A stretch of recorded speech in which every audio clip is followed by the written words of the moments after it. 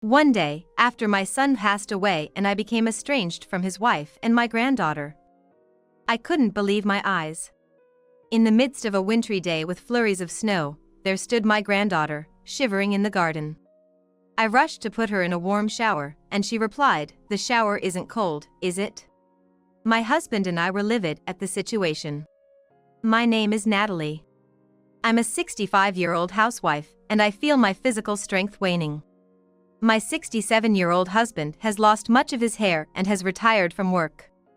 His new hobby is scalp care. I'm not sure if that can even be called a hobby, but he seems to enjoy it, so I leave him to it. We had one son, Tom. Raising him was tough, but I felt a deep emptiness when our fine son left the nest. He married at 28 and was happily living with his children, but at 35, when his life was just about to really begin, he died suddenly in an accident.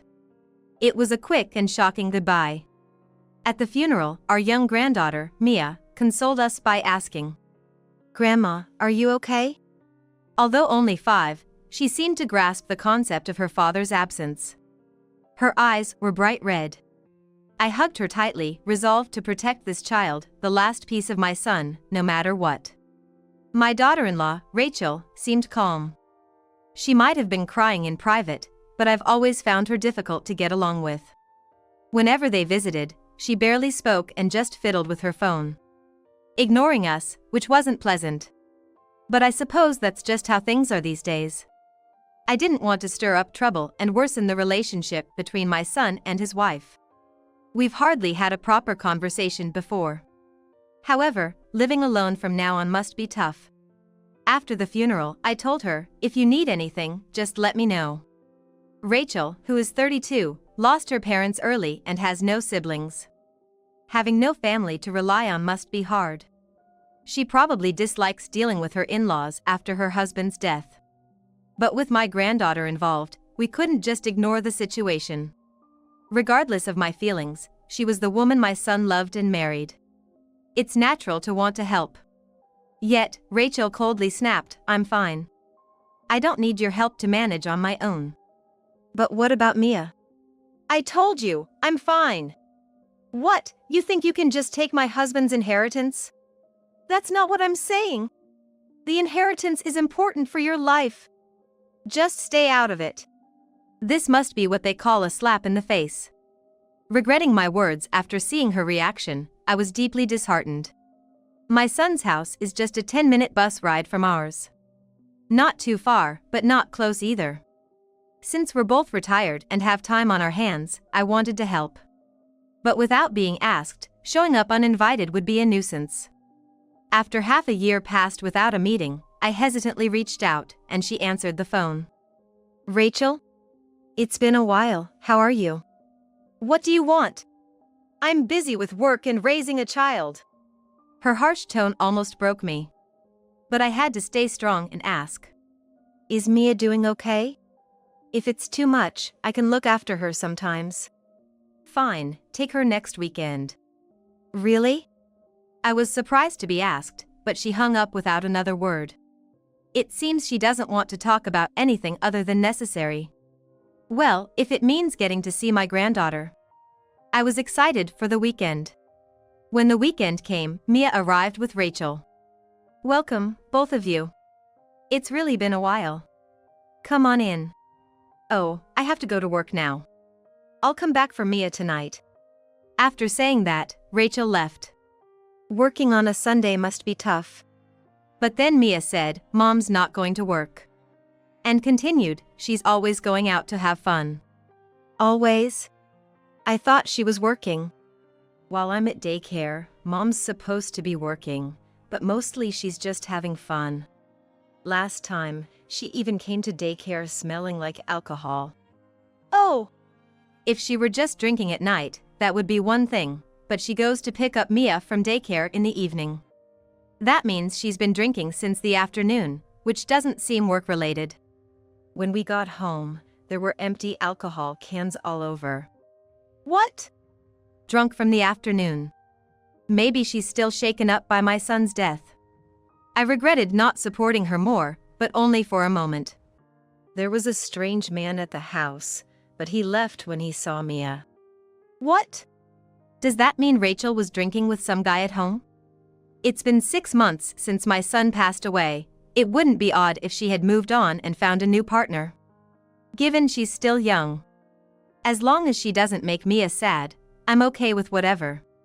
But Mia clearly looked upset. Because of that man, no, even before him, Mom never did anything around the house. Even when Dad was alive, she didn't do anything. What? This was news to me. I had never heard such a thing from my son. She didn't do anything? Yeah. Dad always did the cleaning and laundry after coming back from work. He would either buy or make meals. Oh my! Was that the case? Maybe my son and Rachel's relationship had been failing already. Mia was perhaps the only thing keeping them together. Now, I can't ask my son for the truth, and Rachel probably wouldn't tell me the real story. That's how it is, huh? Listen, Mia. What, Grandma? If you ever have any troubles, just tell me. I'm here to help you anytime. Okay. My granddaughter smiled happily, a stark contrast to her earlier look of loneliness, bringing tears to my eyes. But since then, I haven't been able to meet Mia. That's because I can't get in touch with Rachel. She occasionally picks up the phone but quickly hangs up with an annoyed, "Mia and I are doing fine, just leave us alone." I hesitated to visit unannounced because I didn't want to be a nuisance, and just like that, 2.5 years passed. It's been 3 years since my son died. During that time, Mia started elementary school. I sent a gift for her, and in return, they sent a photo from her entrance ceremony. In the photo, Mia had a shy smile with her new school backpack. She looked happy, which was a relief, but something seemed off. She looks a bit nervous or maybe embarrassed. It's a complicated expression, said my husband. Indeed.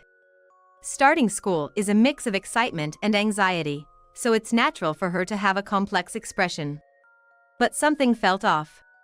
Unable to pinpoint the cause of my unease as the 3rd anniversary of my son's death approached, I finally got through to Rachel on the phone and asked, could we see Mia sometime?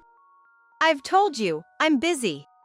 We can come and pick her up for a weekend stay. Mia's already 8 and past that stage. I'm fed up, so please stop contacting us. The call ended abruptly with her usual cold response, intensifying my worries. Is my granddaughter really okay? Is she having a good time? Given Rachel's attitude, it's hard to imagine a happy scenario. Hey, honey. Should we just go and see them? I proposed to my husband that we could leave immediately if we saw Mia was okay, even if they thought we were intruding. Maybe so, my husband agreed, nodding.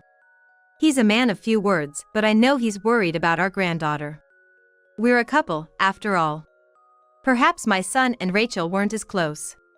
It's a sad thought. Glancing at a photo of my son in the room, I decided we'd go to Rachel's this weekend. But we ended up seeing our granddaughter sooner than expected. It's going to be a cold night. Shivering, I looked out the window. True to the winter season, it was snowing tonight. I need to go to the toilet more when it's cold. Struggling to leave the warmth of the room, I went into the hallway to go to the bathroom. As I passed by the glass door facing the garden, I glanced outside and in that moment. What? I exclaimed loudly and flung open the glass door.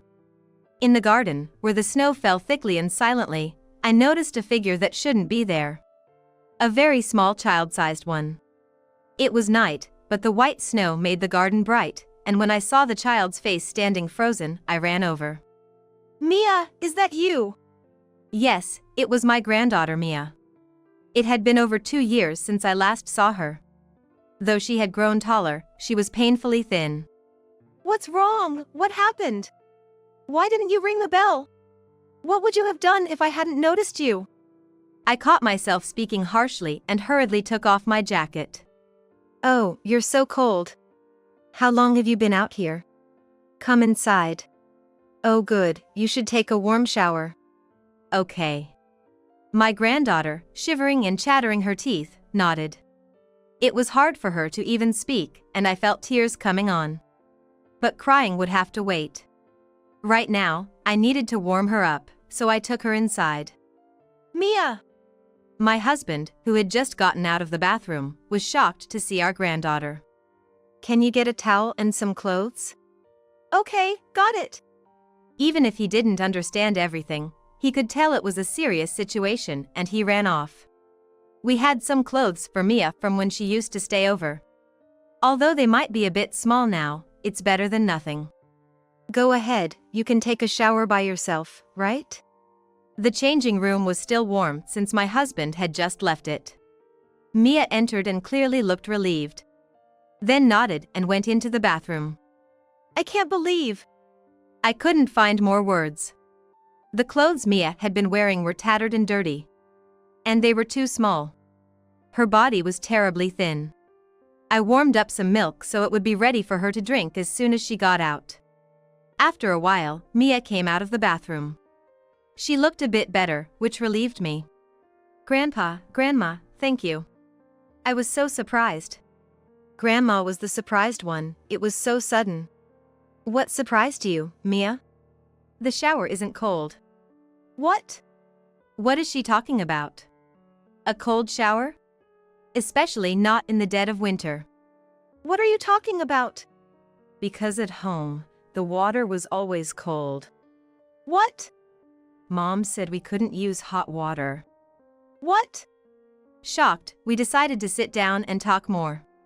After having something warm to drink, Mia began to open up. Mom hardly ever comes home. When she does, she just leaves some food, but mostly she just leaves money and tells me to buy my own stuff. We can't afford luxuries, she says, and she hardly ever buys me clothes. I haven't taken a proper shower in a long time. I just wipe myself down with a towel soaked in cold water. She told me using anything but water, even in the summer, was normal. What is that? The last shout was from my husband. He had been quietly listening to our granddaughter's story, but now he couldn't contain his anger and his face turned red. I was lost for words. I knew being a single mother was hard, but I had no idea it was this bad. Recently, there's always some man at the house. What? But that man, he started saying I was in the way, and then Mom told me to get out. What? I found myself shouting too. It seems Rachel has been neglecting Mia, caught up with a man. And now she's even kicked her out in the middle of winter. I had noticed earlier that Mia was wearing sandals, the cheap kind you find at discount stores. Probably because she couldn't afford proper shoes and had to buy what she could. Her clothes were dirty and small, confirming that she wasn't being provided for. I had nowhere else to go, so I came here, remembering this place. But I thought it might be a bother, so I was just looking in from the garden at first. What happened? I was at a loss for words. Mia is still just 8 years old. For an 8-year-old to think and act so maturely is incredible.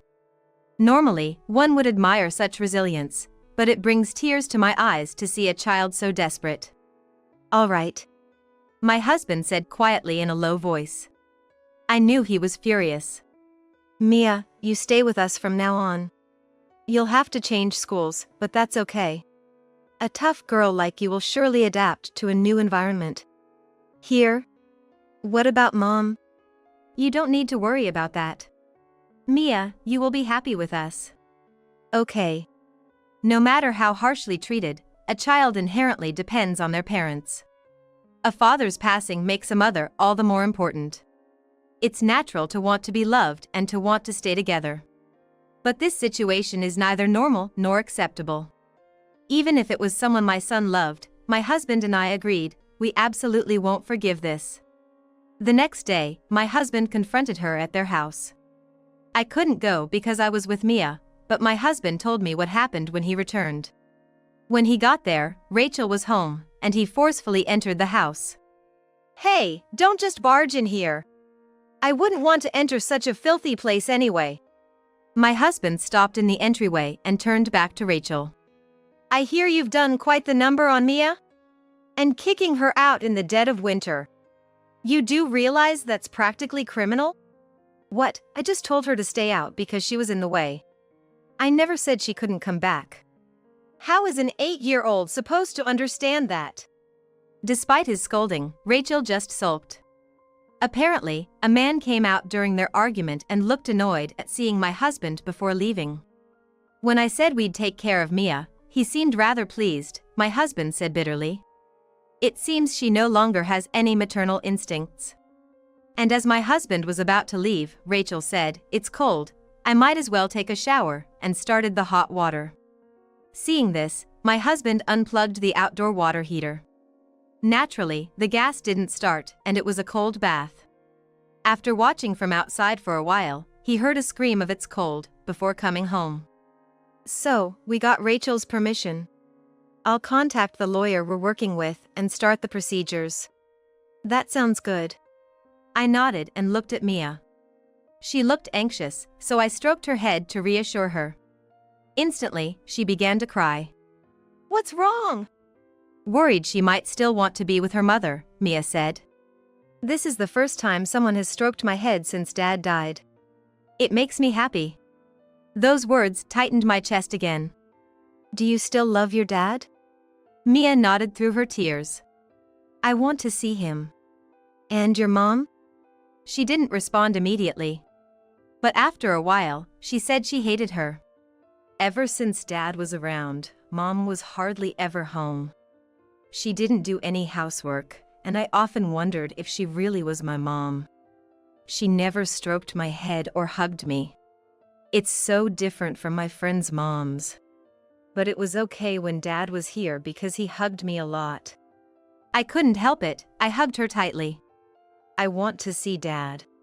Yes. Grandma wants to see him too. I held my crying granddaughter, longing for her father, and just continued to hug her. And so, our life as three began. Transitioning to a new school and adjusting to a new life was confusing at first, but Mia gradually settled in and was completely rejuvenated within a month. Her complexion improved, and she even gained a little weight. She was still thin, but I figured we should take things slowly. One evening, after 3 months of living together, the doorbell rang during dinner. Our old house didn't have an intercom. Annoyed by the loud ringing, I headed to the door, asking, "Who is it?" when a voice screamed, "Help me." I wondered if someone had encountered a random attacker and was seeking refuge, but the voice sounded familiar. Could it be Rachel? Yes. Open up quickly. Sure enough, it was Rachel, pale as a ghost.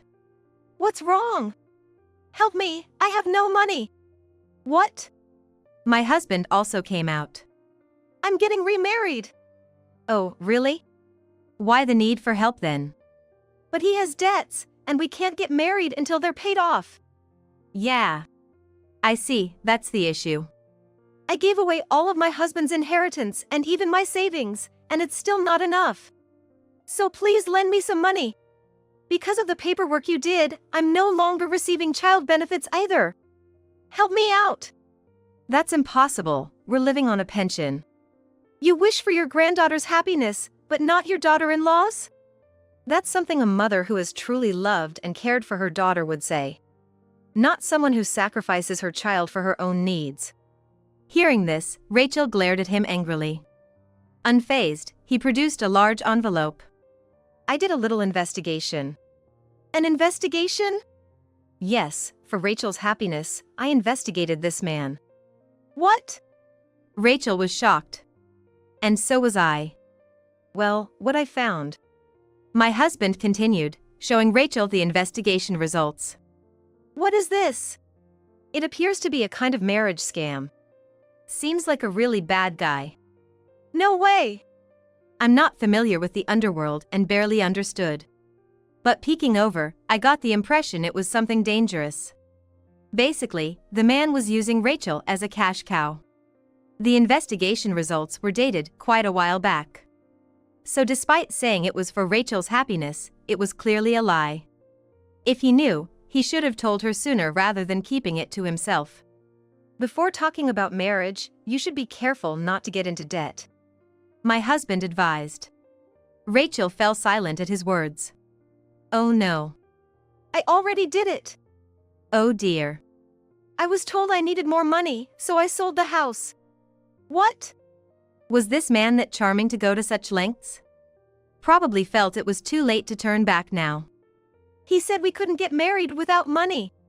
I have no living expenses left, and even paying the rent on my shabby house is tough. Please, help me. Despite her pleas, it's a tough situation, and just as we were pondering what to do, our granddaughter, Mia, appeared, rubbing her sleepy eyes. Mom? Help your mom, Mia. Seizing the moment, Rachel moved towards Mia, but she quickly hid behind my husband. Mommy was wrong. I'll break up with him. Let's live together. Then the child benefits will go to your place, huh? Yeah, and I can use that to meet another new man. Oh. Oh, not so fast. Rachel fell right into my husband's trap. That's why she's easily deceived by men. Enough. You are unfit to be a mother. We won't hand over Mia. We will raise her with all our love and care. How can you say that? Mia, you want to stay with Mommy, right? Watching her desperate mother, Mia seemed to ponder for a moment before looking back. Behind her was the living room, where a photo of her father was displayed. Whether she looked at it or not. When Mia faced Rachel again, her eyes were resolute. Daddy is better. What? I want to stay with Daddy. What do you mean? I want to live in this house full of Daddy's memories. I don't want to be with Mommy. Are you abandoning your mother? I don't really understand all that. I'm sleepy now. I'm going to bed. Mia! Bye, Mommy. With a yawn, Mia turned and went back to her room without looking back. Rachel, stunned, watched her go, then slumped. Go home. And don't come back here ever again. My husband said. Without a word of protest, Rachel left in a daze. She disappeared from the house afterward. Whether she followed the man or fled from the debt collectors she accumulated, we don't know. What we do know is that we probably won't see her again. While our young granddaughter may not fully grasp the situation, she doesn't seem to miss her mother. She spends her days happily, which makes both my husband and me happy. When we get to the other side, we'll have a lot to report to our son, won't we, honey? That's right, he replied. Hearing this, Mia chimed in, no, you have to stay healthy until I get married and have kids. Yes, we have to stay healthy and live long. Please watch over us and Mia from heaven, I whispered in my heart to my son. It felt as though the son in the photo smiled back at me.